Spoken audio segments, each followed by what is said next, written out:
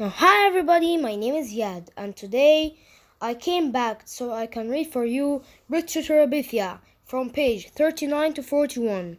Okay, now let's begin. Finally, she noticed it took her until February, and for a girl as smart as Leslie, that was a long time. Why don't you like Belle? You said I didn't. Just errands. How stupid do you think I am? Pretty stupid sometimes, but what he actually said was, What makes you think I don't like him? Well, you never come to the house anymore. At first, I thought it was something I'd done, but it's not that. You still talk to me at school. Lots of times I see you in the field playing with PT. But you don't even come near the door. You're always busy. He was uncomfortable, aware of how much he sounded like Brenda when he said this. Well, for spaghetti sauce, you could offer to help. It was like all the lights coming back on after an electrical storm. Lord, who was the stupid one? Still, it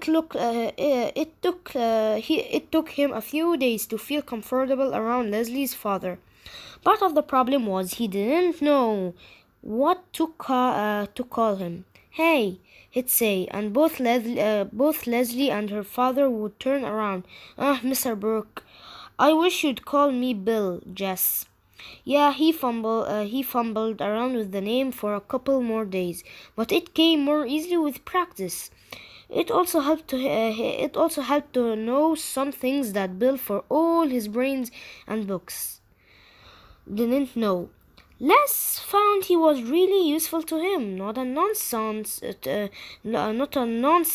to be tolerated or sat out on the porch like PT. You're amazing, Bill would say. Where did you learn that, Jess?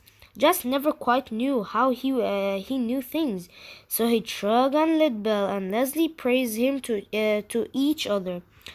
So the work itself was praise enough. First, they ripped out the board that covered the ancient fireplace, coming upon the rusty brick-like prospectors upon the load. Next, they got the old wallpaper of the living room, all 5 garage layers of it. Sometimes, as they loving patched and painting, they listened to Bill's records or sang. Leslie and Les teaching Bill some of Miss Edmund's song, and Bill teaching them some he knew. At other times they would talk. Les listened wonderingly as Bill explained things that were going on in the world. If Mama could hear him, she'd swear he was nothing, another Walter Cronkite instead of some hippie. All the Burkes were smart. Not smart maybe about finding things or growing things, but smart in a way Jess had never known live people to he. Like one day while they were working, Judy came down and read out loud to them, mostly poetry and some of it in Italian, which of course Les couldn't understand. But he buried his head in the rich sound of the words and let himself be wrapped warmly around in the feel of the Burke's brilliance. They painted the living room gold. Leslie and Jess had wanted blue, but Bill held out for gold, which turned out to be so beautiful that they were glad they had given in. The sun would slant in from the west in the late afternoon until the room was beautiful of lights. Finally, Bill rented a sander from Millsburg Plaza, and they took off the black floor paint down to the white oak boards and refinished them. No rugs, Bill said. No, agreed Judy. It would be like putting an evil on the Mona Lisa. When Bill and the children had finished razor blading the last bits of paint off the windows and washed the paint, they called Judy down from her upstairs study to come and see. The four of them sat down on the floor and gazed around. It was good. It was gorgeous. Leslie gave a deep, satisfied sigh. "I love this room," she said. "Don't you feel the golden enchantment of it? It is worthy to be just looked up in the sudden alarm in a place. Relief in such a mood. A person might even let a sworn secret slip. But he hadn't, not even to Bill and Judy. And he knew how she felt about her parents. She must have seen his anxiety because she winked at him across Bill and Judy just as he sometimes winked at Mabel over Joyce and said, Terabithia was still just for the two of them. The next afternoon they called Petey and headed for Terabithia. It had been more than a month since they had been there together, and as they neared the creek bed, they slowed down. Jess wasn't sure he still remembered how to be a king. "We've been away for many years," Leslie was whispering. "How do you suppose the kingdom had fared in our absence? Where've we been? Conquering the hostile savages on our northern borders, she answered, "but the lines of communication have been broken, and thus we do not have tidings of our beloved homeland for many a full moon." "How was that for regular queen talk? Just wish she could match it. You think anything bad been happened?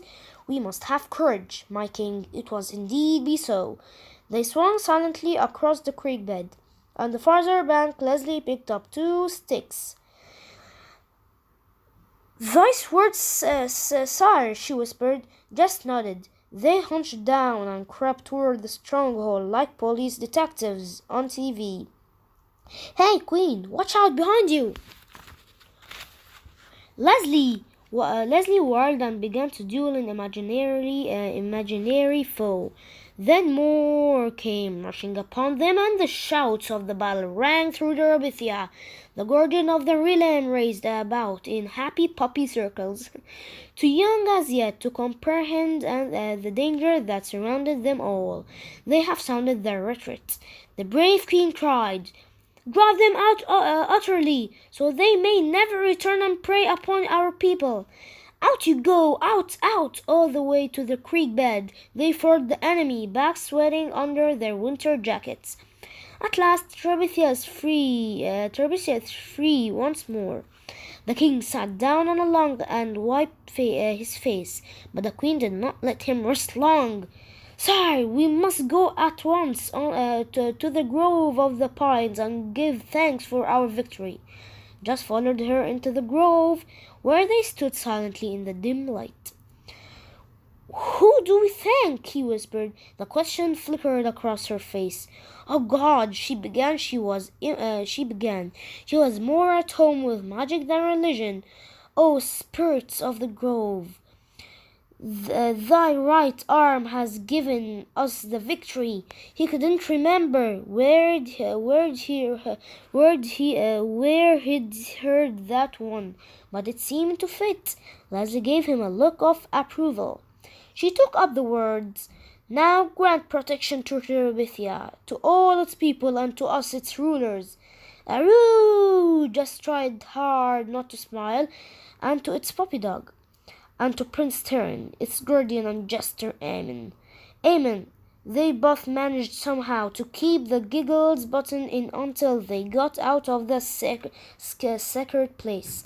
A few days after the encounter with the enemies of Terabithia, they had an encounter of a different sort at school.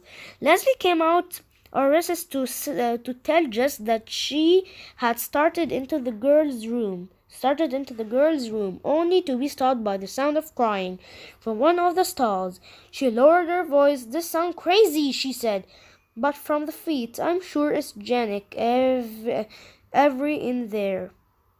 You're kidding. The picture of Janet Avery crying on the toilet seat was too much for just to imagine.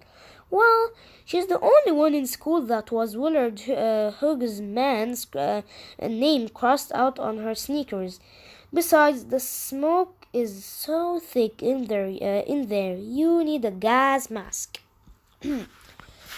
Now that's the end to today. I hope you like this video, and please give me a like and subscribe to me. And bye bye.